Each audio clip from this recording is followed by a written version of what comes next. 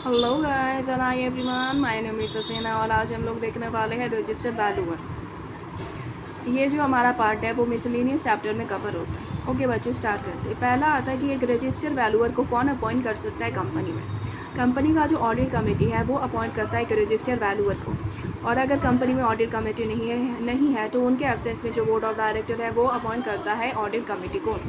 उसके बाद जो एक रजिस्टर्ड वैल्यूअर है वो इम्पार्टेबल वैल्यूएशन करता है, वो एक्सरसाइज करता है ड्यू डिलिजेंस, वो फॉलो करता है रूल्स एंड रेगुलेशन, जो भी वैल्यूएशन रूल्स है वो। उसके बाद अगर एक पर्सन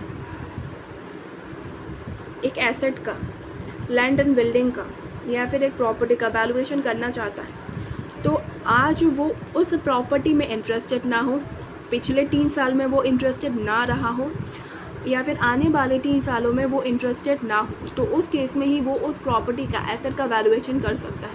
अगर वो उस प्रॉपर्टी में इंटरेस्टेड है तो वो उस प्रॉपर्टी का वैल्यूएशन नहीं कर सकता। उसके बाद आता है कि अगर रजिस्टर्ड वैल्यूअर ने गलत क्या कर दिया, गलत वैल्यूएशन दे दिया, तो उसकी वजह से क्या हुआ, कंपनी को लॉस हो गया, डैमेजेस बियर करने पर, तो इस केस में हो सकता है कि उस रजिस्टर्ड वैल्यूअर को अपना रेम्यूनरेशन जो है वो रिफंड करना पड़ जाए, या फिर जो भी डैमेजेस हैं वो हो सकता है कि उसको वो पे करना पड़ जाए। उसके बाद इस चैप्टर में हम देखते हैं कुछ वैल्यूएशन रूल जो कि मोस्ट इंपॉर्टेंट है, ये आपके एग्ज़ाम में आते हैं।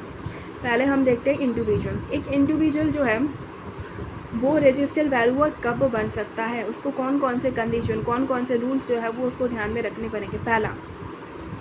पहला वो माइनर ना हो, वो अनसाउंड माइंड ना हो, वो अंडरस्टैंड बैंकरप्सी ना हो, वो बैंकरप्सी के लिए उसने अप्लाई किया हो, वो हमेशा इंडिया का क्या हो, रेसिडेंट हो, पर्सन रेसिडेंट इन इंडिया, और वो फिर प्रॉपर पर्सन हो। आई रिपीट है, वो माइनर नहीं होना चाहिए, वो अनसाउंड माइंड नहीं होना चाहिए, वो अंडरस्टैंड बैंकरप्ट नहीं होना चाहिए, और वो उसने बैंकरप्सी के लिए अप्लाई भी ना किया हो, वो इंडिया का रेसिडेंट होना चाहिए, और वो फिर प्रॉपर पर्सन होना चाहिए।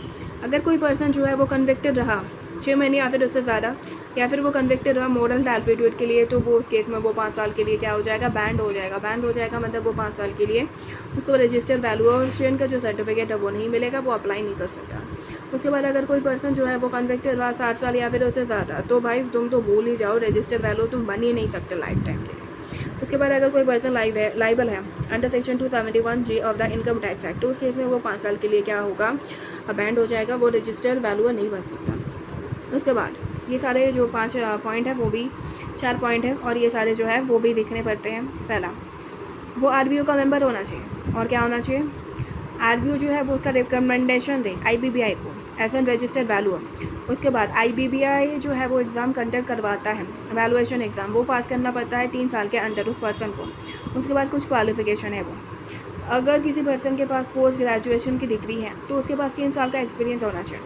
अगर किसी के पास बैचलर की डिग्री है तो उसके पास 5 साल का एक्सपीरियंस होना चाहिए। अगर आप किसी प्रोफेशनल इंस्टीट्यूट के मेंबर हो, लाइक ICI के मेंबर हो, तो उस केस में आपके पास 3 साल का एक्सपीरियंस होना चाहिए वैल्यूएशन रजिस्टर वैल्यूअर बनने के लिए। कंपनी और फर्म के केस में अलग है। ये कह रहे हैं कि कंपनी और फर्म जो है वो कब एलिजिबल नहीं है रजिस्टर्ड वैल्यूअर बनने के लिए। पहला केस है setup for the objective other than the rendering professional और फाइनेंशियल सर्विस। उसने क्या किया है, एक कंपनी है, उसने कंपनी फॉर्म तो कर ली, लेकिन वो प्रोफेशनल या फिर फाइनेंशियल सर्विस नहीं दे रहा है, वो कोई अदर सर्विस दे रहा है, तो उस केस में वो रजिस्टर्ड वैल्यूअर का सर्टिफिकेट है वो उसको नहीं मिलेगा। उसके बाद अगर कोई कंपनी है वो चाहती है कि उसकी सब्सिडरी या फिर कोई एसोसिएट या फिर जॉइंट वेंचर को क्या मिल जाए, वैल्यूएशन सर्टिफिकेट मिल जाए, तो ऐसा पॉसिबल नहीं है।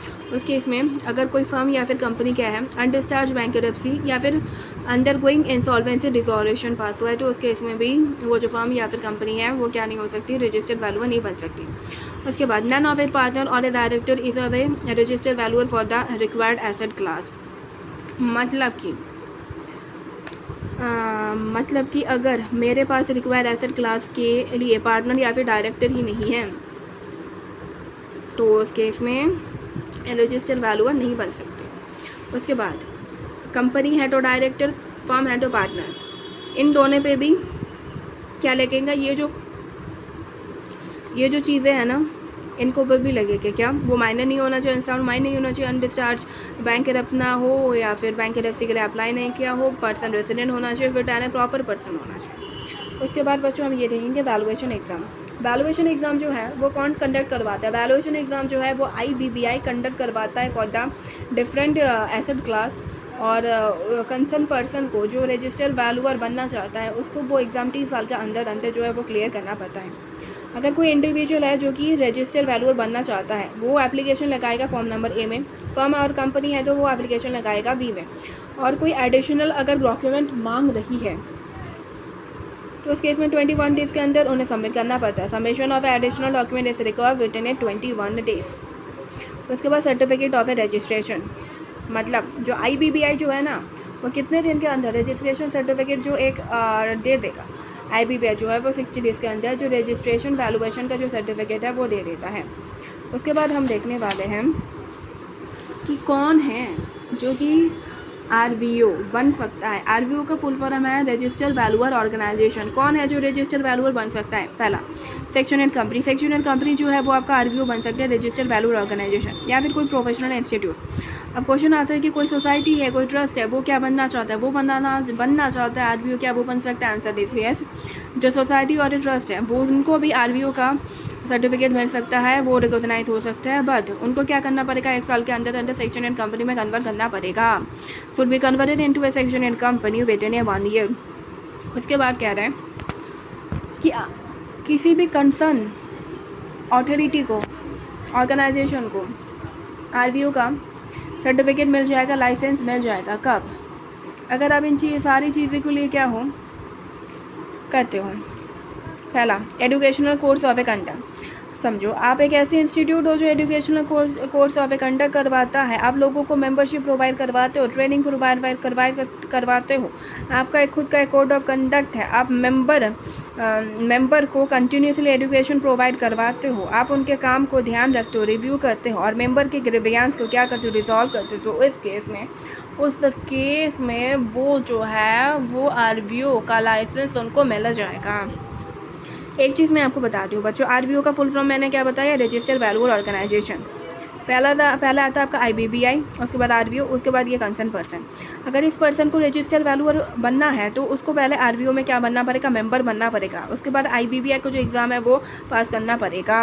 ओके बच्चों, आज के लिए इतना ही था। Thank you so much.